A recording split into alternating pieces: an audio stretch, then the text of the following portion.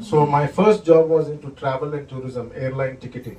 అదే మీరు ఏరోప్లేన్లో టికెట్లు కొట్టేది చేస్తారు కదా, ఆ టికెట్ల మాస్టర్గా పనిచేశాను.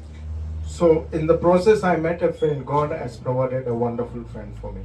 ఒక స్నేహితుడు ప్రభు వలన దొరికాడు నాకు. ఆయన మంచి స్నేహితుడు. His name is Anand Amrutraj from Manchiria. Anand Amritraj అని మంచిర్యాల ప్రాంతం నుంచి వచ్చేవాడు. So he used to live in a house where fellowship was continued, the word of God. ఆయన ఎక్కడైతే ఉండేవాడో అక్కడ ఈ ఏమంటారు దీన్ని కూడికలు జరిగేవి, ప్రభువును గురించిన కూడికలు జరిగేవి. So in that process, I joined that in the cottage prayer center. ఆ కుటుంబ ప్రార్థనలో నేను వెళ్ళి కలిసేవాడిని. So there was a preacher named Brother Prem Vyal. Prem అనేటువంటి ఆ సేవకుడు ఉండేవాడు. He was also a Catholic convert. ఆయన కూడా క్యాథలిక్ల నుంచి ప్రభువుని నమ్ముకున్నాడు. So then I was asking many questions relating to how you as a person from Catholic to know that Roman Catholicism is not the Christianity. It is a different process.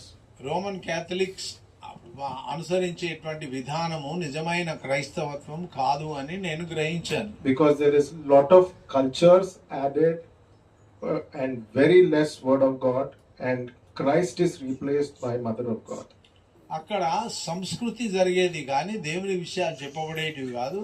అందులో యేసు ప్రభు కాకుండా మరియమ్మను గురించి మాట్లాడేవారు. But then as I meditated in the word, then I came to know that Christ has died for my sin, and I realized that I am a sinner. నేను వాక్యమును చదువుతూ వచ్చినప్పుడు నేను గమనించాను ఏమంటే నేను పాపిని, కాబట్టి నాలో పాపం ఉంది, ఈ పాపమును తీసివేసుకోవాలి అనేటువంటి ఆలోచన వచ్చింది. Primarily the word of God and the work of the Holy Spirit worked in me. Praise the Lord.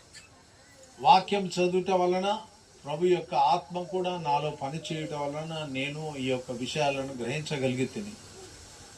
So it was a very humbling experience that the creator of the heavens and the earth is mindful of me. ప్రపంచములు భూమి ఆకాశములు నిర్మించినటువంటి సృష్టికర్త ఎవరైతే ఉన్నాడో ఆయననే నిజమైన దేవుడు అనేటువంటి విషయం గమనించారు. I am even astonished even now as I am growing in the Lord. నేను ఇప్పుడు ప్రభులో ఎదుగుచున్నాను.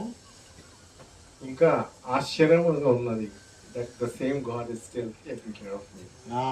ఆ ప్రభువే నన్ను జాగ్రత్తగా చూసుకుంటున్నాడు అనే విషయం నాకు ఆశ్చర్యం కలిగిస్తుంది.